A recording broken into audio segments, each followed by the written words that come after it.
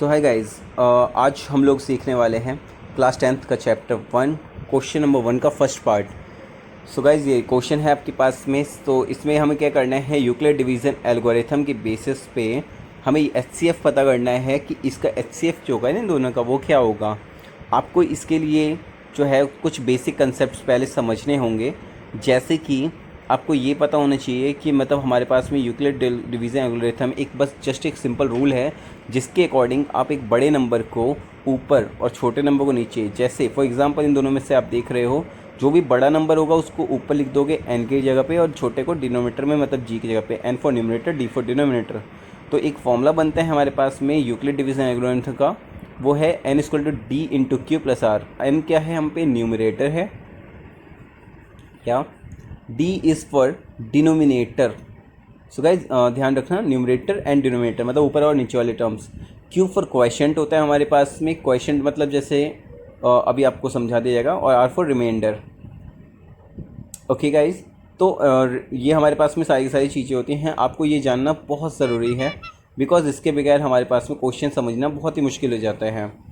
सो आपको क्या करना है, इन क्वेश्चंस को सिंपल डिवीज़न वाली फॉर्म में लिखना है। 225 को न्यूमरेटर मान के, 135 को डिवीज़र मान के, ठीक है ना, डिनोमिनेटर में रख के। चलिए लेट अस सी, 225 को अंदर रख दिया हमने, 135 को बाहर रख दिया। नॉर्मल डिवीज़न पहले करते चलो आप। तो आपके पास में देख रहे हो 135 के टेबल में 1 जा अगर करते हैं तो 135 आएगा, बिकॉज 2 टाइम्स अगर करते हो इसको तो वो तो हम पे बड़ा हो जाएगा ना, तो 2 टाइम नहीं करना है। ओके, 90 रिमाइंडर बचा हमारे पास में। अब आपको क्या करना है कि मतलब कि ये 135 और जो 90 दिखाई दे रहा है, सेम इसको सिंपल सॉल्व करो। 135 को अंदर रखो, 90 को बाहर रखो। फिर आपको देखना है 90 1 जा 90 और यहाँ पे आपका रिमाइंडर 45 बच जाएगा। सो आपके पास में अब करना क्या है कि मतलब कि भाई आपको फिर सिंपल सा दोबारा इसको करना है, जब तक करना है जब तक रिमाइंडर 0 ना आ जाए। तो आपको 90 यहाँ रखना है, 45 यहाँ रखना है। सिंपली करो, 45 2 जा, सिंपल बात है भाई, 90 आ गया। दैट मीन्स कि हमारे पास में रिमाइंडर 0 है। अब रिमाइंडर 0 आ चुका है, दैट मीन्स हमको आगे कुछ नहीं करना है, मतलब 45 is our answer. 45 is the HCF of these two terms. Okay, so आपको अब यूक्लिड डिवीज़न एल्गोरिथम के हिसाब से किस तरीके से लिखना है, तो ये वाला फॉर्म लिखना है आपको। तो बाकी सारी चीज़ें जो कि हमारे लिए नीडफुल नहीं है हम उसको हटा देते हैं, सो दैट हमारे पास में हम बस ज़रूरी वाली सामान रखेंगे, ठीक है ना। अब देखो, आपको एक बात समझनी है, N equal to D Q plus R का मतलब है एन फॉर न्यूमरेटर मतलब जो अंदर वाली टर्म है, बड़ी टर्म है 225, डी डिनोमिनेटर जो छोटी टर्म थी उसमें से 135, क्यू जो है हमारे पास में कितने बार में आया था मतलब 1 है ना जैसे, तो क्यू वो आएगा और रिमाइंडर जो है लास्ट का बचा हो 90। अब आपको ये दोनों नंबर उठाने हैं, मतलब कि जो आंसर में हमारे पास निकला है ना, तो इन दोनों नंबरों को उठाया जाएगा। इसकी ज़रूरत नहीं है, इसको हम रब कर देते हैं। Okay, let's see. अब इसके लिए यही चीज़ बन जाएगी 135 और क्या था उधर की साइड 90 था आपका, है ना। तो आपको 135 90 के लिए यही चीज़ करनी है। तो 90 1 जा, तो 1 यहाँ लिख दिया, रिमाइंडर वही 45 है तो 45 को रिमाइंडर वाली फॉर्म में बना दिया आपने। ओके, नाउ देन सी भाई 135 एंड 90 के लिए जैसे किया था वैसे ही हम 90 और 45 के लिए करेंगे। कब तक, जब तक 0 ना आ जाए। तो 90 को यहाँ रखा, 45 यहाँ रखा। 45 कितने बार में था भाई, 2 बार में था।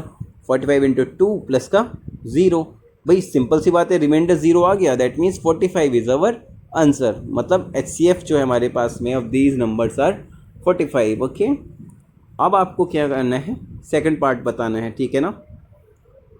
सो गाइज मतलब आपको समझ में आ चुका होगा। मैं एक बार दोबारा मैं आपको हल्का हल्का बता देता हूँ, एक रफ़ आइडिया आपको फिर से मिल जाना चाहिए इन क्वेश्चन के लिए।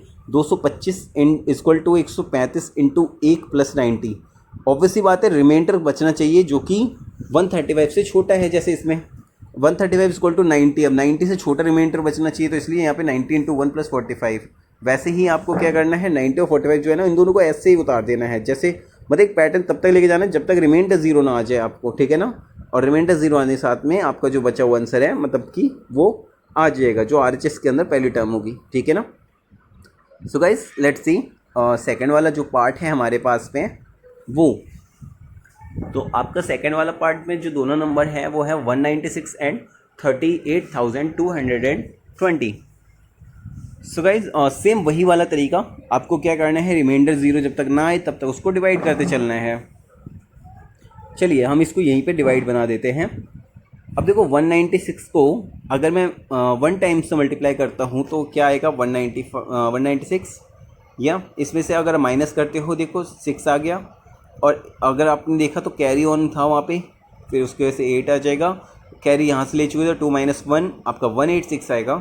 2 को नीचे उतार लो वापस। 196 को अगर आप 9 बार मल्टीप्लाई करते हो, बिकॉज अगर देखो 10 बार करोगे तो 1960 आ जाएगा, तो देख के ही हमें पता चल रहा है कि ये नियर बाय आएगा। तो 196 को 9 बार मल्टीप्लाई करो तो आपके पास में आंसर आ जाएगा 9 6 54, और फिर या 6, और बाकी इसी तरीके से आप मतलब कि मल्टीप्लाई करते चलो सिंपल से जल्दी जल्दी। 1764 आपका आंसर आ जाएगा। माइनस कर दो आप इन दोनों को आपस में, सो दैट यू गॉट 98। अब जीरो को रिमाइंडर जो था हमारे पास में उसको नीचे उतार लो फटाफट से। देखो इसको 5 बार में मल्टीप्लाई करने पे 980 आ जाएगा, तो ये आ गया ज़ीरो। सिंपल सी बात है, यूक्लिड डिवीज़न एल्गोरिथम के बेसिस पे रिमाइंडर ज़ीरो आ चुका है। आप इसके अकॉर्डिंग जल्दी से फटाफट इसको लिख लो। तो आपके पास में क्या होगा, 38220 is equal to 196 into 195 plus का ज़ीरो, रिमाइंडर ऑलरेडी ज़ीरो है, सो 196 आपका आंसर सीधा निकल के आ चुका है। सो HCF जो है हमारे पास वो 196 है। सो गाइज होप सो आप लोग को ये सारी क्वेश्चन समझ में आ गए होंगे दोनों। और थर्ड वाला पार्ट आप लोग के लिए कमेंट में आपको खुद करके दिखाना है और कमेंट में उसका आंसर लिख के देना है। होप सो आप लोग को बहुत अच्छा लगा होगा वीडियो। और गाइस प्लीज़ हो सके तो लाइक शेयर सब्सक्राइब ज़रूर करें। Thank you so much.